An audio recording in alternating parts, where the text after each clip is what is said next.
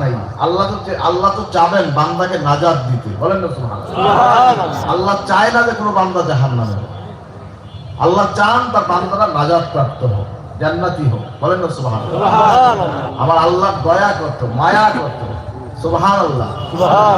হারানো মা যখন হারানো ছেলে খুঁজে পায় কি অবস্থা হয় বলুন তো, কি অবস্থা হয়?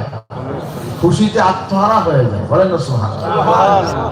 যখন হারানো বান্দা আল্লাহর কাছে ফিরে আসে, আল্লাহ তার চাইতো বেশুমার হাজার হাজার কোটি কোটি গুণ বেশি খুশি হয়, বলেন না সুবহানাল্লাহ।